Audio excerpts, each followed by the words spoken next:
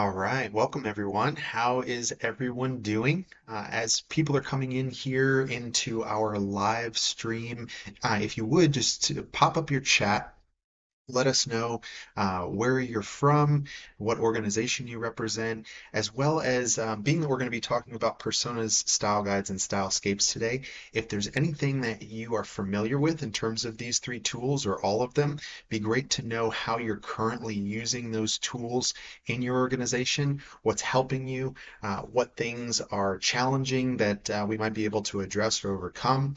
And that's going to be something for us, hopefully, that we'll be able to kind of all collaborate together. So not only will we be doing the presentation here live, but we'll also have some interactive conversations inside of the chat.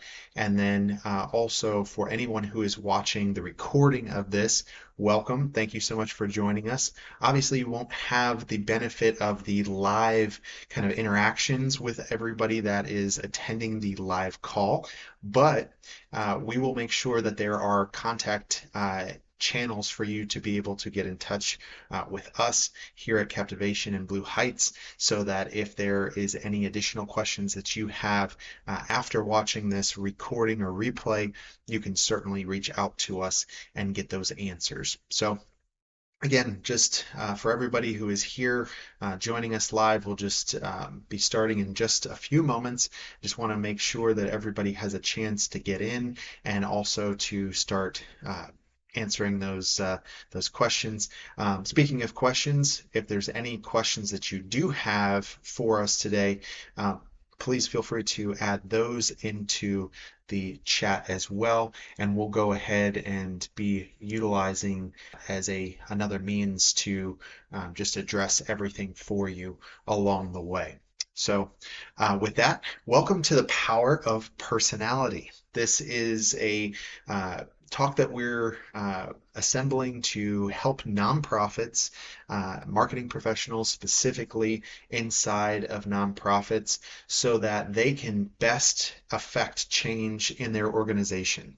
Oftentimes, when it comes to the types of marketing that we're doing, we're not always reaching the same individuals every time. There are different things that, whether you're talking to a donor, whether you're talking to someone who may be a connected parent of an organization, say if you're a Boys and Girls Club and you are working with parents that are dropping their children off to your facilities, if you are a community partner representative that is connecting with the organizations, those individuals all have different reasons why they are connecting with you and why they are wanting to contact and communicate and also interact with your organization. So because of that, it's important for us to also be thinking about how are we best creating those moments for those individuals, and also that we're communicating our messaging to them in the way that is most effective to that individual specifically. So now that we have kind of put a baseline together of what it is that we're doing today, why it is that we're together, we're going to be running through the steps here of creating personas, style guides, and stylescapes, and why those three things work in concert together to actually create the most effective imagery, messaging, and overall kind of interactions that you are going to be building with your donors and other community partners, other individuals that you're working with on a regular basis and looking to attract more of. So let's dive right into it. If we go just a little bit about me, I am the founder and CEO of Captivation Agency, as well as the founder of a organization called Blue Heights. And Blue Heights is specifically geared toward the marketing and promotion of Boys and Girls Clubs nationwide. Captivation Agency has been around since August of 2004, started as an army of one myself, and has grown to a team of 10 individuals here in Sarasota, Florida, and we gear all of our energy and effort to ensuring that the clients that we work with are leveraging industry standard tools.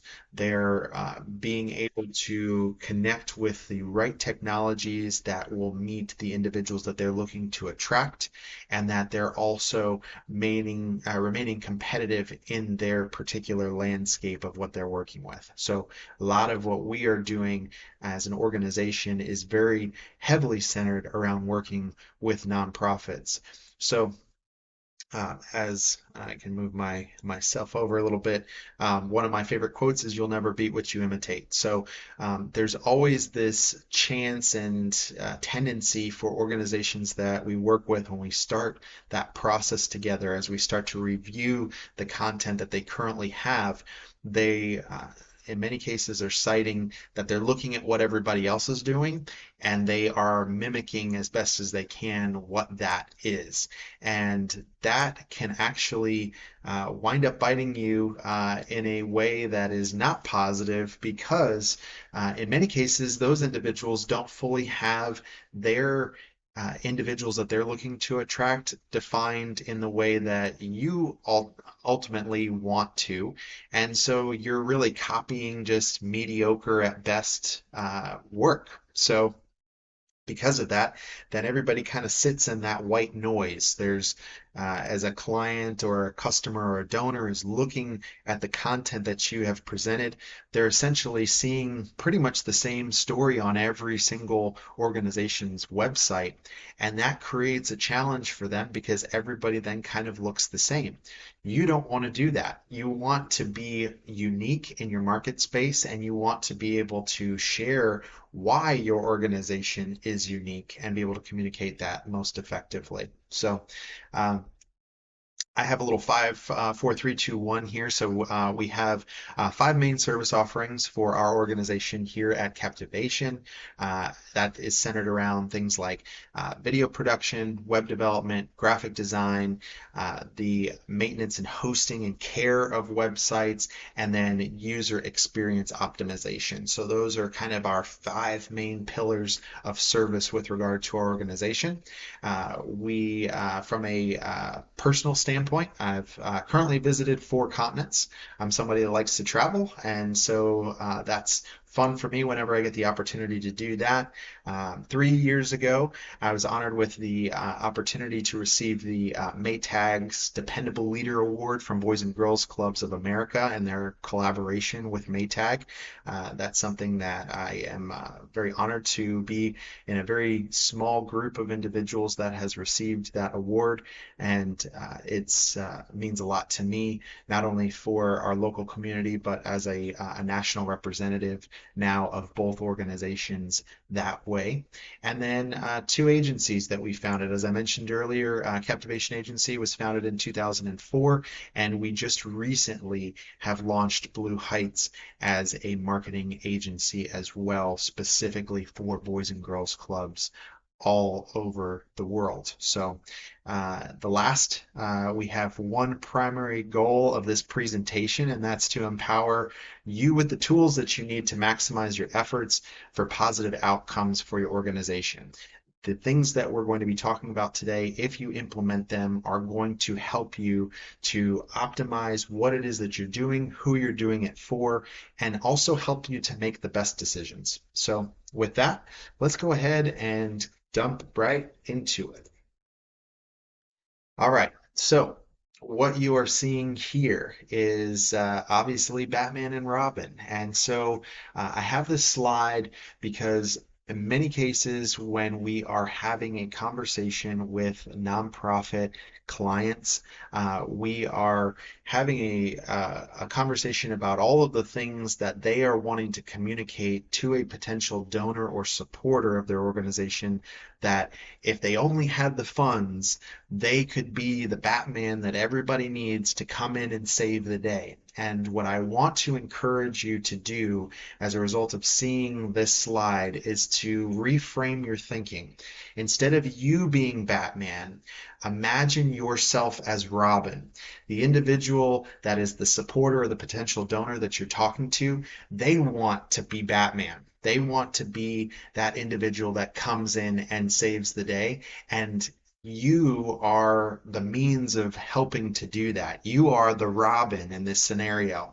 And so if you position them as Batman, they're actually going to feel that much more connected to the organization, and that there's an onus on their part to make sure that they are doing everything they can to save the day. Where Robin is there and doing everything he can, but he's in that more of a support capacity.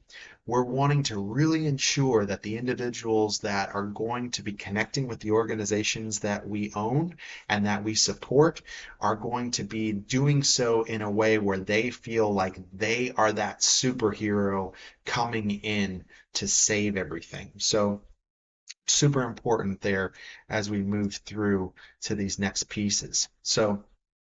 So how do we do that? We know that we have Batman now is the individual that we're looking to attract and connect with. And so we're going to be creating these three different pieces of assets that are going to help us along the way. So we're going to be creating a user persona, which as you see here, this is our user persona as just kind of a little template to kind of explain and share visually what that is. And so that will continue to progress here as we move into the next pieces. We have our brand guidelines. So just a quick side note or mention for anyone who is joining us live on this call, if you could please let us know if your organization uses personas, style guides, stylescapes, and which ones specifically do they use. That'll be helpful. In some cases, we find that organizations do have an idea of who their ideal persona is. That's the mapping of who that supporter is, where they think that they can find that individual, what their likes and dislikes are, what kind of goals and aspirations they have. They might have all of that information. You as marketers of your nonprofit organization have all of that stored in your head, but it might not be out in a formal form that you could actually take out and be able to share with someone else. And that is the power of a lot of this too, is that so many of those things are kind of locked away in our own brains, and we know effectively how we can utilize them. But without that being in a format that we can share with other individuals, we don't effectively have the ability to mobilize in the way that we need to. So many times when we're working with nonprofit organizations, every single dollar, every single minute, every single effort counts, and it needs to count as much as it possibly can. So having these pieces of collateral help you to be able to further align your team and anybody who's actually working with your organization so that you can all be moving in the same direction together. So finally, in addition to the brand guidelines here that we refer to as a style guide, we then have a stylescape, which is this bottom piece here. Now you'll notice the difference between the orientations of these pieces of collateral. A stylescape, similar to a landscape, is actually made to be in a horizontal fashion. It's going to have certain characteristics to it along the way that we can continue to unpack, but these three pieces are going to help us to further identify and align our messaging as well as our brand as a whole with the individuals that we're looking to attract. So let's dig into the personas a bit deeper here.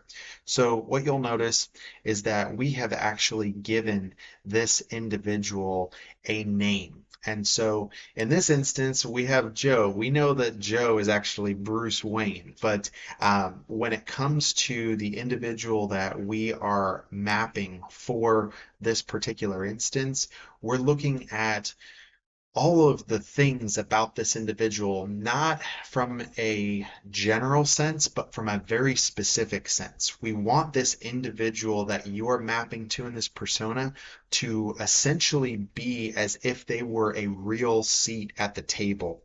This is somebody that needs to be fully defined with a name, with a set age. So you don't notice we don't have a age range. We have a specific age. We have things like occupation, education, whether the individual is married or not. We want to get as granular in here as we can for the data sets that we know need to be actionable for that individual, for us to be able to understand them most fully in the ways that we need to in order to connect and market to them. So we have demographic information, we have goals and motivations on here, we have challenges on here. We also have an archetype defined. So what is an archetype? That is a type of characteristic or a way of characterizing someone in a specific way so that we are able to be empathetic about how the conversation with them needs to be. So we know that if they are a certain type of individual, in this case, the nurturer, we are understanding that that individual has certain key characteristics that would not be the same as maybe some of our personas. So we want to ensure that when we are talking with that individual, we're doing so from that specific lens, and that's helping that individual to understand that we get them, that we know who they are and what their motivations are, so that as we're talking to them, we can speak to the things that we know when we're looking for a specific type of donor or supporter for organization. We know that there's certain things aspirationally that we need. We know that those things align with our ideal persona that we're talking to. And so that individual, as you're starting to say those things, their body language may change. Their shoulders may kind of come down a little bit because they're less in that guarded state. They may lean into the conversations more because they're more engaged. They understand that you get them and you're not just trying to sell to them, but you're trying to connect with them. And then also with regard to those challenges, the challenges are the things that we know that that individual finds frustrating or they find as gaps in their world as a whole. And if you're able to identify those and you're able to show how your organization helps to remove those gaps in the community or in that individual's life as a whole, then you are able to connect with that person even more so, and you're able to solidify what it is that you're doing in terms of that Batman and Robin relationship. And then finally, on the bottom of the screen there, you'll see channels and devices. So this is particularly important when it comes to how we might want to advertise or connect with individuals that would represent a specific persona. All too often, we hear individuals representing client organizations say, I have a great opportunity to be able to advertise in the newspaper. They're giving me a free half-page ad. Well, free is great, but free sometimes comes with a cost. Even though the placement is free, there's time invested for either you or your team or potentially a partner agency to actually be creating the content around that piece of collateral. So there's still an investment somewhere in there. And so in many cases, that investment could be a couple hours of your time to not only manage it, but also to create those pieces of collateral. So when it comes to understanding that not every potential opportunity is a great opportunity, even if it's something that's either a discounted or a free. There are still instances where this might not be optimal for you. And again, to unpack that a bit further, we have this opportunity to be able to advertise at the newspaper example. However, the what we're seeing is that if you were able to build out a persona like this, you'll understand where that individual that you're looking to attract as your key supporter or donor, if they don't read the newspaper, then it doesn't matter whether that placement is free or almost free or heavily discounted. It's not going to be an effective piece for you because you're not going to be meeting the individual that you're looking to attract in that particular medium. Does that make sense? So it's important for us to fully understand where that individual is, what kind of content do they consume and where. How do they consume that content? Is it at certain times of the day where maybe you'd want to schedule ads or posts to ensure that that person can see it? Because everything is moving at such a high rate and speed. If you're posting at a time that that individual isn't on those channels and isn't looking for it, then you're going to miss them as well.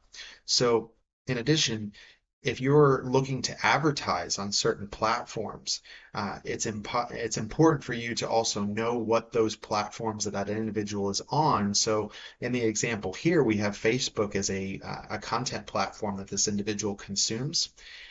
You'll notice we don't have Twitter. If we wanted to advertise on Twitter, it wouldn't actually be a good idea in this instance because this individual is not on Twitter. So even if we were to advertise and we were to have every bit of that targeting and time placement correct, chances are we're still not going to find this individual that we're looking for because we're just not on that right channel.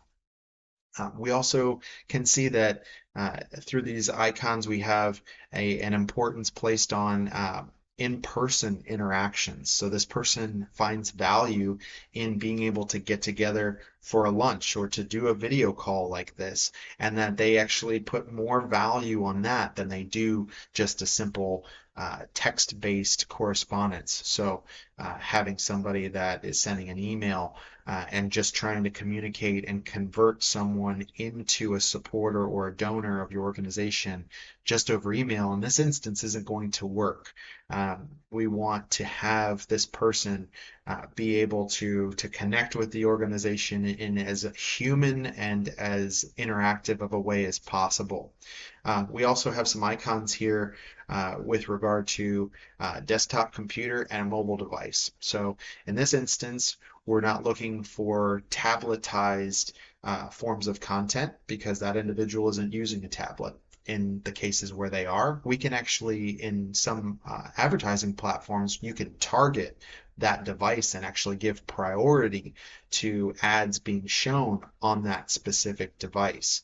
So a variety of different ways in which we are using the persona piece, and it is such a north star to everything that we would be doing on all of our marketing efforts because again, that is your ultimate filter. That's everything that is ensuring that you are making the right decisions for your organization so that if you're spending dollars and investing in certain marketing, that you're doing it in the best possible way to ensure that this individual is going to be able to see it, be able to act on it, and be able to become that really connected individual for your organization. So again, any questions that you're having along the way, please feel free to put them in the chat and we'll be happy to address them. All right. As we move into the brand guidelines, this is the style guide that I mentioned earlier. So this is something that, funny enough, in many cases, if you're in the same boat, don't feel bad.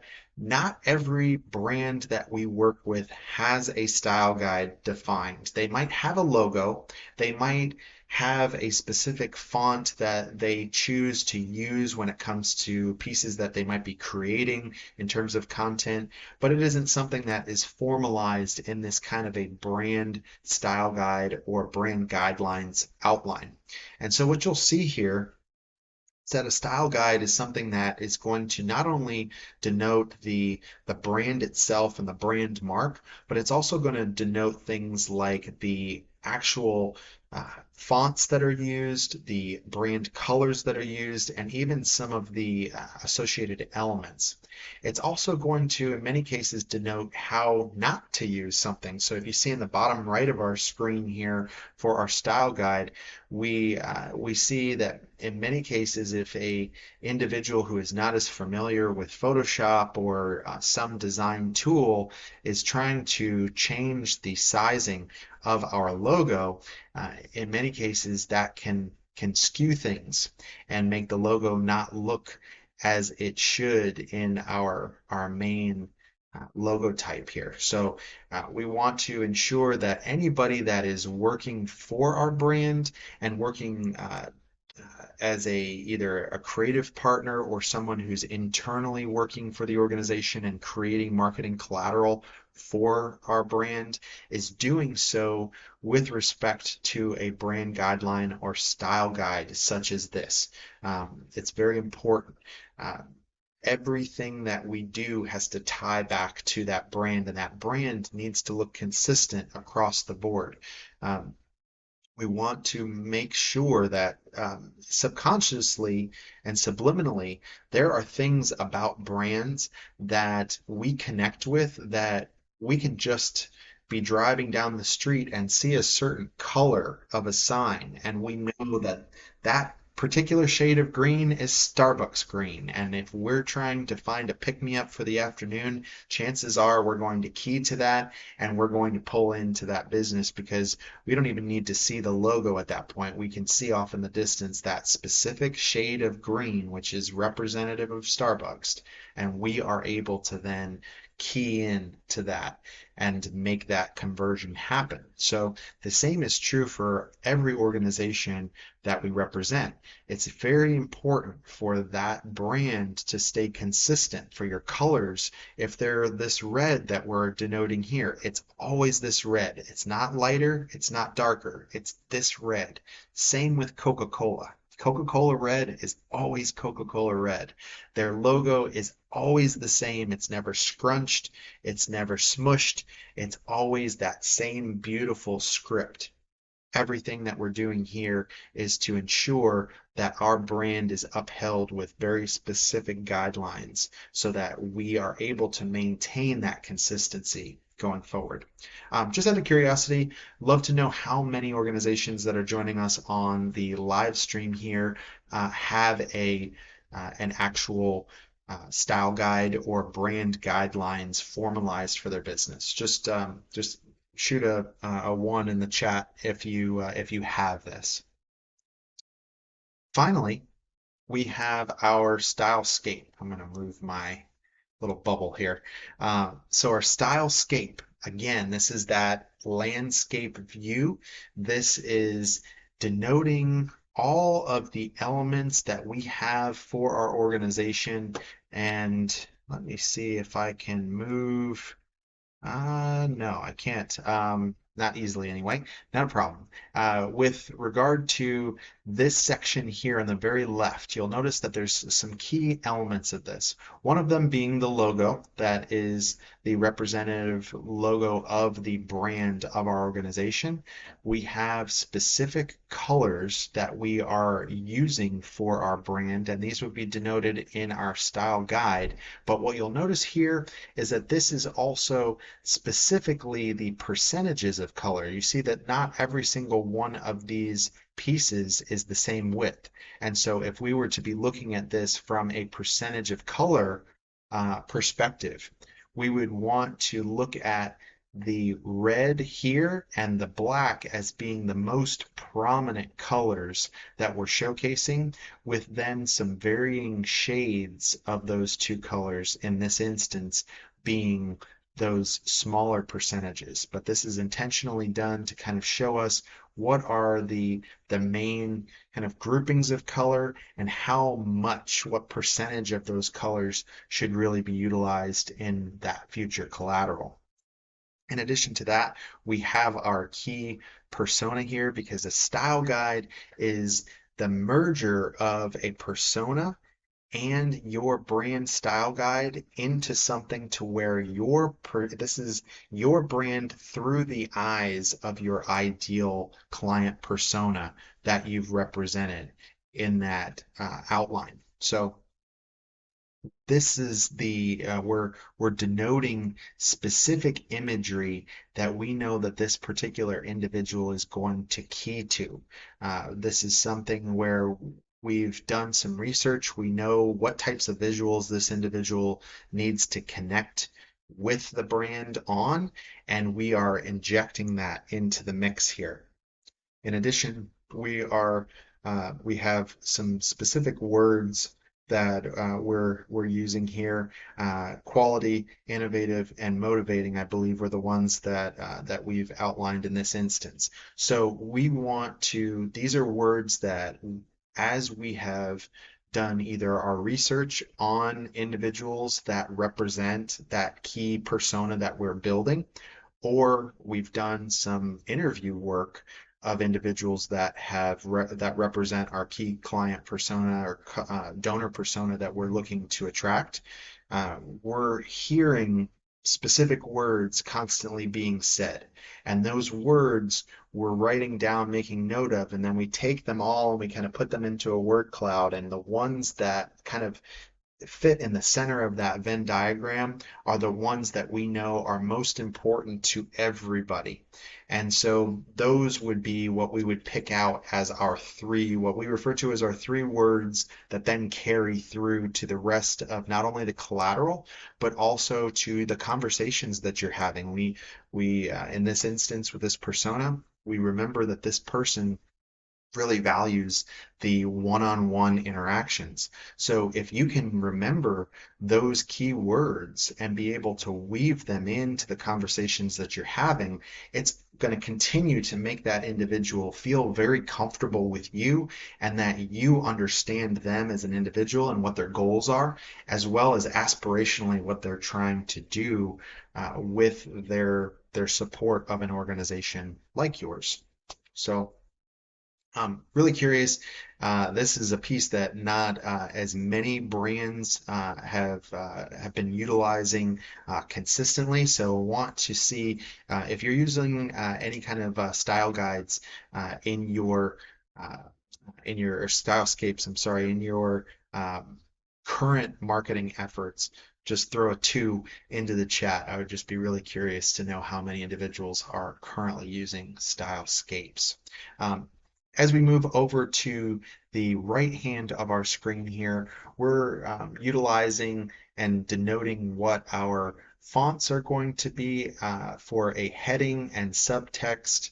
Again, we're kind of moving into certain aspects of the brand and how those are going to get utilized, and then even the spaces associated, how everything kind of carries through into that. So all of these things combined are specific to the individual that we're looking to attract. So, perfect case in point, when we're working with a Boys and Girls Club, for example, we are understanding that the parent needs to see certain things. If we're mapping a parent persona, we're mapping to things where the imagery is very specific to the type of things that aspirationally the parent wants to see.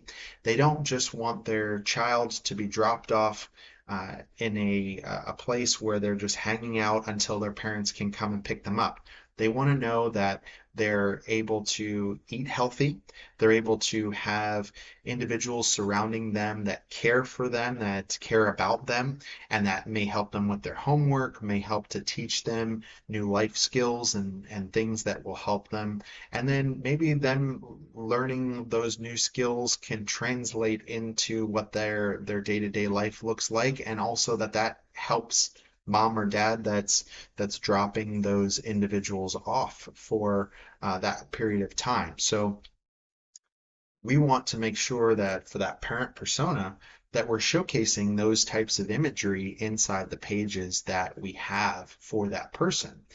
And the same token, when we are working to develop a donor or a supporter persona, that individual is looking for things of how is a transformational process happening? How is, if that individual is interested in being very hands-on with your organization, showcasing imagery where it is uh, a volunteer interacting with your organization, or if you are participating, creating certain types of programs, such as a culinary arts program, and you're looking for funding for that, that would be showcasing the imagery of the staff of your organization interacting with the youth or with the individuals that you are supporting, and how those interactions are happening. So you're seeing that the imagery is bridging the gap for what that individual wants to see as their ideal future, as the ideal future of their community, as the ideal future of what they are helping to deliver to help them inside, help them feel good about what they're doing as an individual, but also what they're the individuals that they're able to help and support as a result. So again, just finally kind of moving through these last few steps here, the Stylescape is going to incorporate the color palette associated with the style guide. It's going to have that key imagery that is going to connect with that specific client, customer, donor persona. And then we have specific typography that we're utilizing for that individual, and then very specific design elements tailored to that individual. But again, when you see multiple stylescapes, they are all going to have a feel of your overall brand, but they will look different. They will look different from the imagery. They will look different from potentially the color theory that you're using here with your percentages of your brand colors. And each piece of that is crucial to connecting with that individual. So as we start to see the interrelation between these pieces, the the user persona, as we mentioned, is ensuring that we're talking to the right person. The style guide ensures that the standards are adhered to for the brand itself. And then the stylescape ensures that the right words, the balance of the brand colors, and the visuals are all kind of merged into that ideal package. And so not having one of these pieces still makes you very effective in a lot of ways, but having all three of these interconnected pieces make you the most effective at what you're looking to do with your marketing efforts and how all of that is going to work moving into every single piece of collateral or content that you're producing. So as we face down there.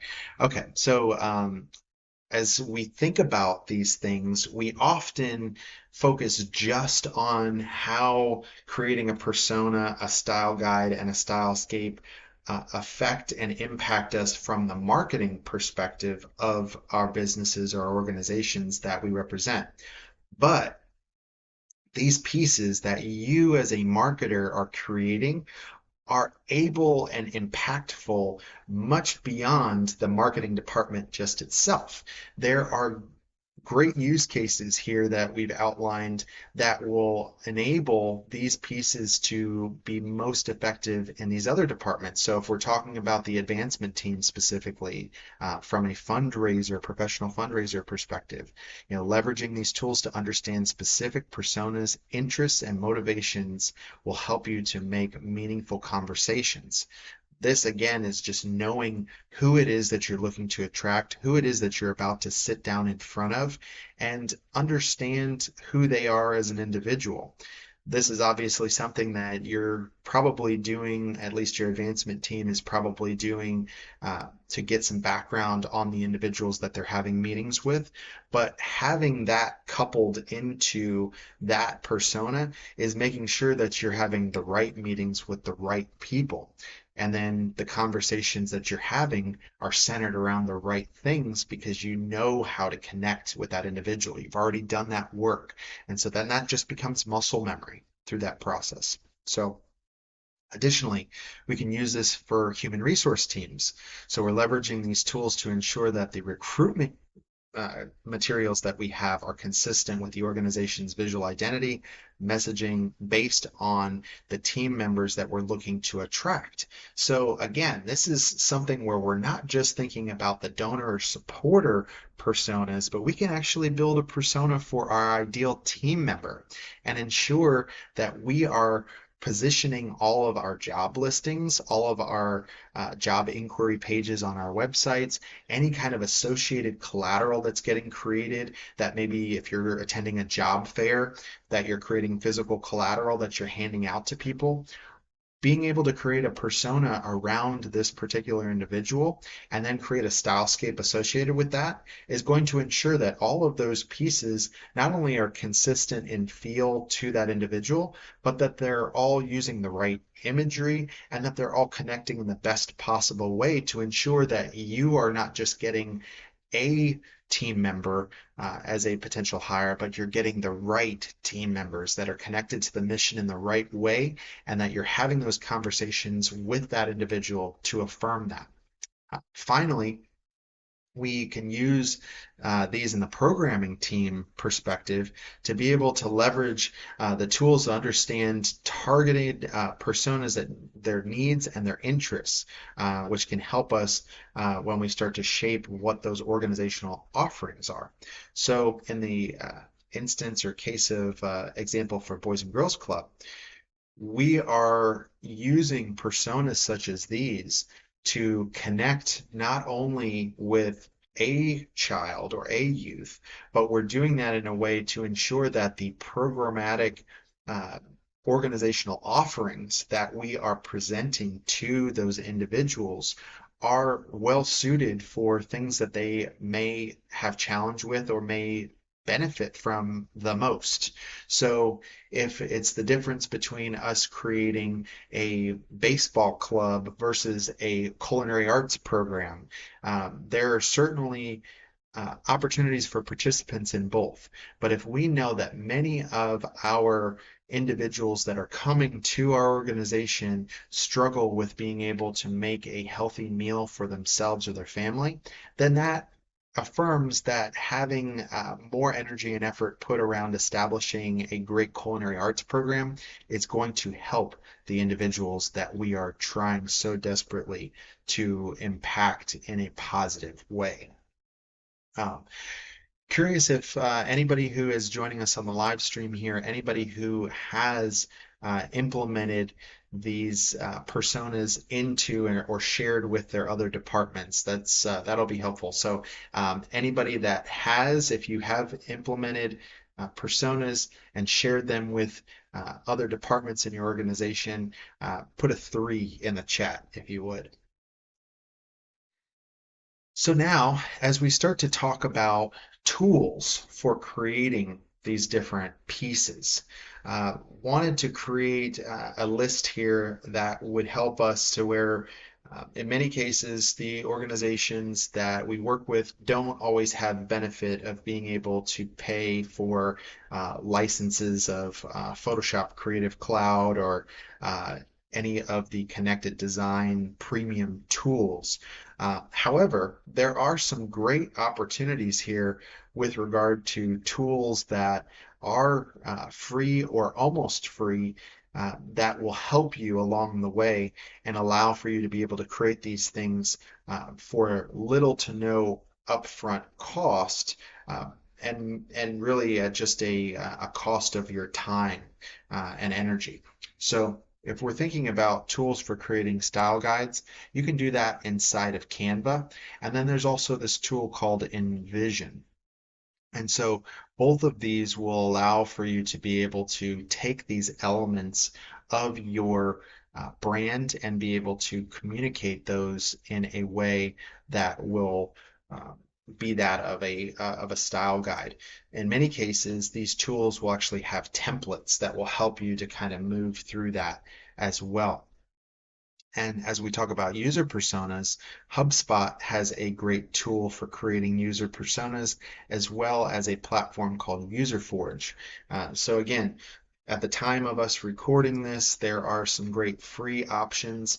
You can also utilize a Google image search to understand and get your basic kind of template of your, whether it be a persona or a style guide or a stylescape, to be able to get those basic templates down and then be able to mimic that with the specific imagery and content from your brand and what is important to the persona.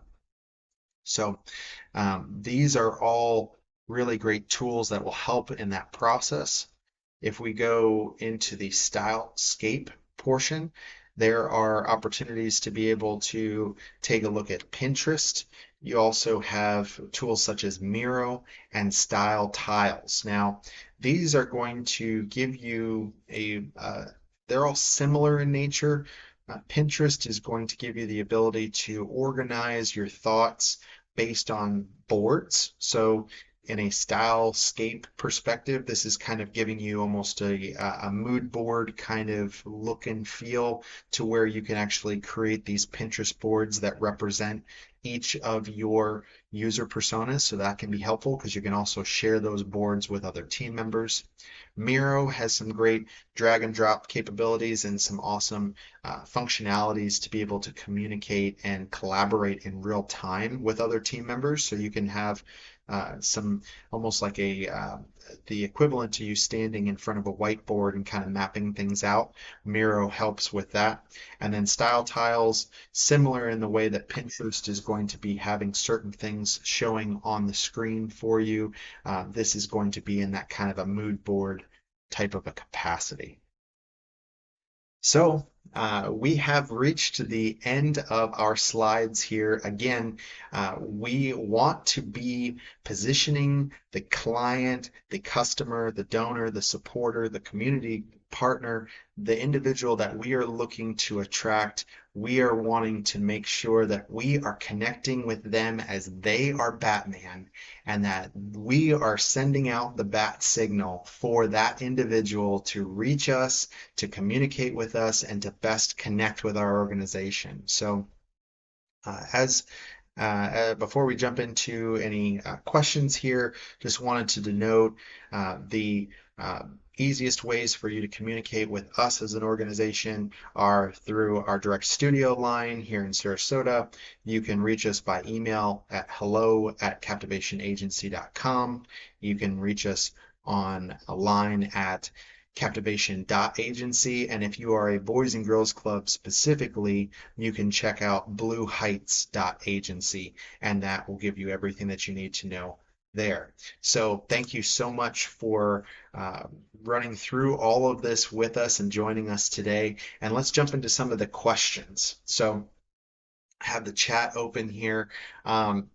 Let's see, one of the questions was, how do we create personas for our nonprofit organization? So I kind of touched upon this a little bit, but again, creating personas for your organization is going to be first understanding who do you want to communicate with? Who do you want to attract? So what I would say that you would do first is you would put a list together of those individuals. So you would want to understand that you have a donor persona that you need to map to. You have a community partner persona. You may have the individual that you're looking to help as part of your nonprofit organization.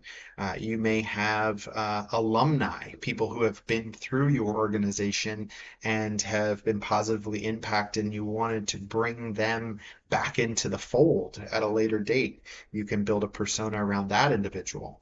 So every key individual that you're looking to develop collateral or messaging for, identify who those individuals are, put that list together, prioritize that list, and then start mapping out those key elements. So for each individual, we want to make sure that we are creating a real person. So a person that represents, a fictitious person in this instance, that represents the real people that we are trying to attract. So again, we're not just outlining this as, well, it's someone from this age to this age, and it's somebody who lives in this area or this area. You want to be very, very specific. And so sometimes what that means is that you're also needing to choose. If you know that you have people that maybe are in two different city areas or county areas associated with your organization, then consider creating two different personas if the challenges or the needs of the individuals that you're working with in those different counties or cities is unique enough to address them specifically. If not, then choose one or the other. And the same goes with all of the other pieces. look to that Venn diagram example again, where you want to fit as many of the things that kind of fall in the center of that Venn diagram that kind of make all of those pieces true based on everybody that you're talking to. And that creates the next point of this is that you have the option to either find individuals who we would refer to as those desert island individuals. If your organization needed to go to a desert island and you had certain key people you needed to take with you, who would that individual be? And then set time to actually sit down with that individual either through a video call like this or do it over lunch and have those questions prepared. You want to know, you can obviously deduce certain things about their demographics just by proxy. By being with them, you know that they're a certain age percentage, they live in a certain area, they're married or they're not married. And then as you get into some of these other questions, you're asking about what types of content do they consume?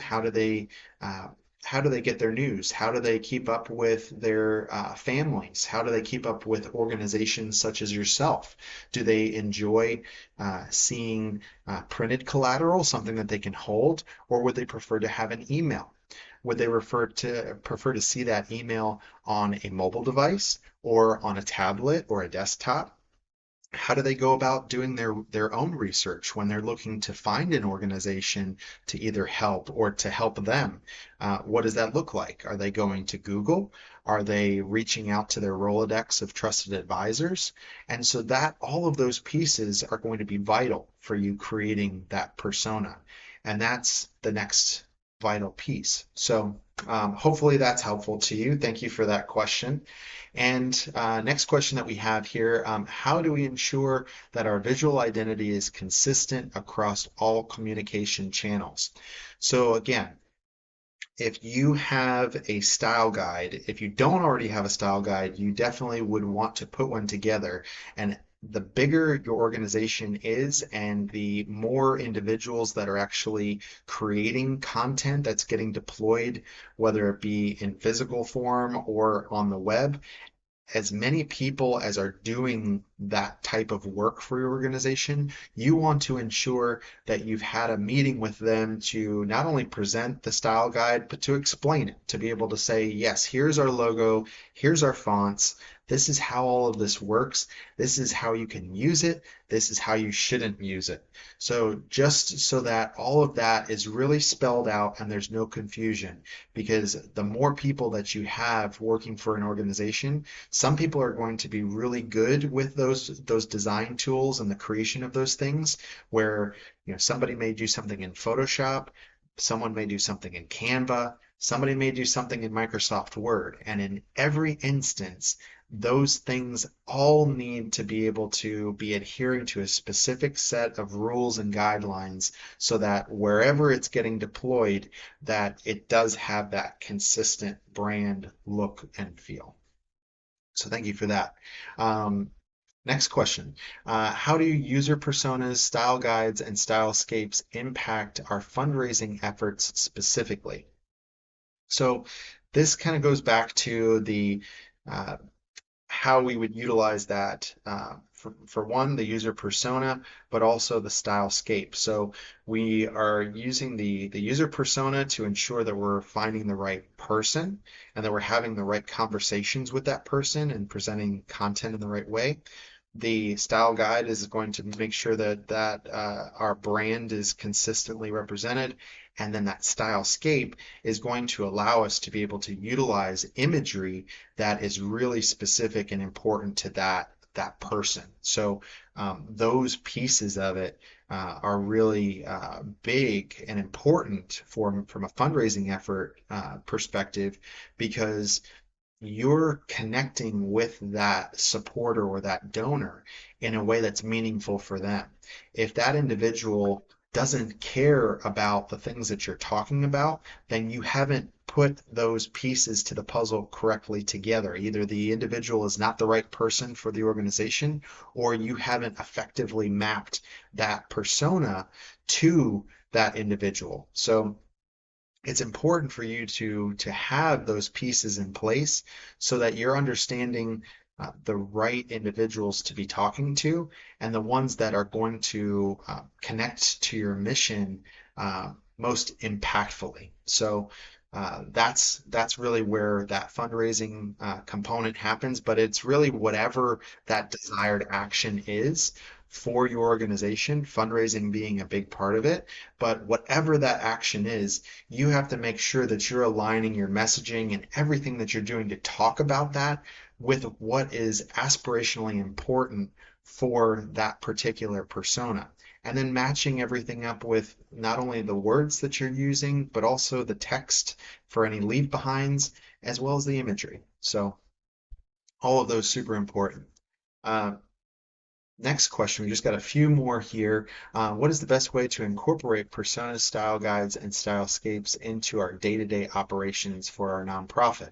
What we have seen is that after we've created these uh, personas as well as the stylescapes associated with the organizations and those key personas that the individuals are looking to attract. In most cases, and in the kind of the coolest examples that we've seen, those get printed out and actually put up on the wall next to the individual that's working on whether it be a fundraising or advancement professional, or someone who's maybe in the grant writing department, or someone who's a marketer. And they have those individuals that are really then kind of creating that virtual seat at the marketing department table to be able to say, okay, we have this opportunity. Do we have any personas here that that opportunity would actually be well suited for? If not, then it's not something for us to spend our energy and effort or our investment on. And so that's kind of a cool way to be able to weave that into your day-to-day operations, is to have those handy in a way that you always see them every single day so that you don't lose sight of who it is that you're working to attract, who it is that you're building content for, and who it is that you're having conversations with, to make sure that that individual is always being accounted for in everything that you're doing. All right, just three more questions here. So, how do we measure the effectiveness of our visual identity and adjust the strategy as needed? Well, this is a little bit open-ended of a question. So, how do we measure the effectiveness of our visual identity? What that would be in many cases when we're working with organizations is to gauge out into the community if someone is familiar with that particular nonprofit organization or not. And if they are familiar, we want to know in what ways are they familiar, because in many cases they might be familiar, but they're familiar with certain biases that actually aren't correct. So it's important for you to kind of take in a polling type of an opportunity.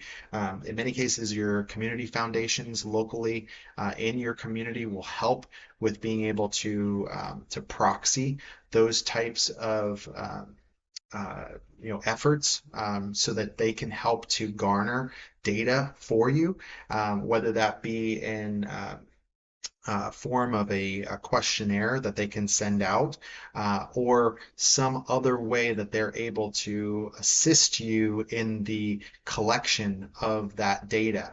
Another way that you could do that is just by putting a survey out and being able to ask specific questions, considering who the individuals are that you would be sending it to, making sure that the questions are not leading questions, so that you're answering the question in the question, but make it open-ended enough for them to be able to free response back to you and see what happens. In many cases, asking somebody, how would you describe our organization to someone that isn't as well versed in what it is that we do? Oftentimes what you find as the answers to those sometimes is a little bit scary. It's not aligned fully with really what we want people to know about us. And so then, as we start to measure the effectiveness of our visual identity, it ties into some of these other elements of just our brand as a whole and how we want to be known in our community. So those would be some ways in which I could say would be effective to do that.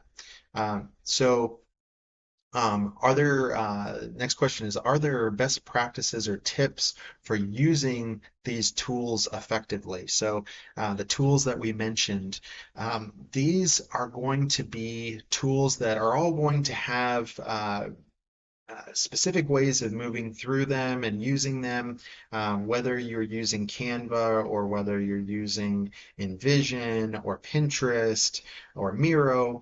So what I would suggest, if you don't have someone on your team that's familiar with using those tools, be able to just kind of communicate that back to a Google search and be able to say, um, uh, building a style guide in this tool, or building a Stylescape using Miro, and see what comes back for that, and allow for the opportunity to kind of have some fluidity there. Obviously, these pieces, the best ones that get utilized are the ones that you're going to do.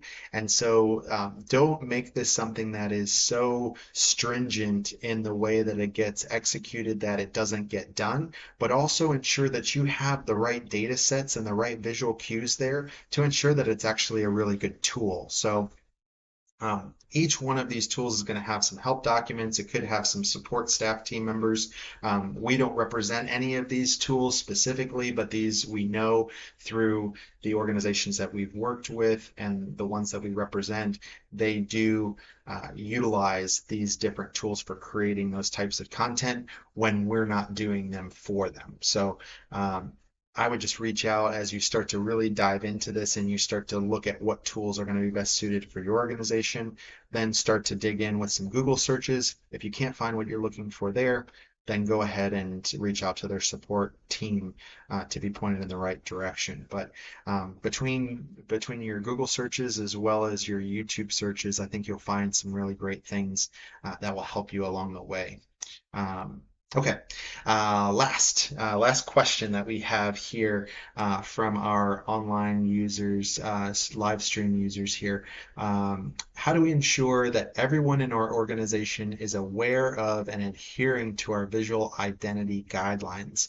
So this, as marketing professionals of nonprofit organizations, this is something that is really important for you as an organization member of the marketing team to ensure that is carried through in every way that it possibly can be. So the onus is really on you and your team to make sure that it's communicated to everybody that this is what the standard is. This is very important that we need to utilize and that we're always adhering to this. And if there's any questions along the way, then those can be posed back to your team so that you can help to navigate the best way to move through something. But making sure that the visual identity guidelines are adhered to is not a nice to have. It is really very much a have to have, because having that consistent visual identity all the way through the content that you're creating is going to ensure that there's a unspoken trust that happens with the individual, because it's going to look way more professional, everything that that individual is going to be seeing from your organization, if it has a clear and concise and consistent look. Because after all, if you're not being consistent in your own brand, then what does that mean with all of those things behind the curtain and how you are producing the programs that you're doing, how it is that you are running your organization? If the visual representation of the brand looks a bit cluttered or clunky or not consistent, then how might somebody interpret what you're doing as an organization in those same ways? So Again, we've reached the end of our live stream here. Thank you so much for taking the time with me today. It's been an absolute pleasure. I've been Jim from Captivation Agency. This is RoboCop. Again, anybody that is needing to reach out to us following this particular live stream or as a result of watching the live stream after the fact, feel free to reach out to us through phone, email, or our website, and we will be happy to connect with you and looking forward to doing so. Thank you so much. Have a great rest of your day and take care. Bye bye.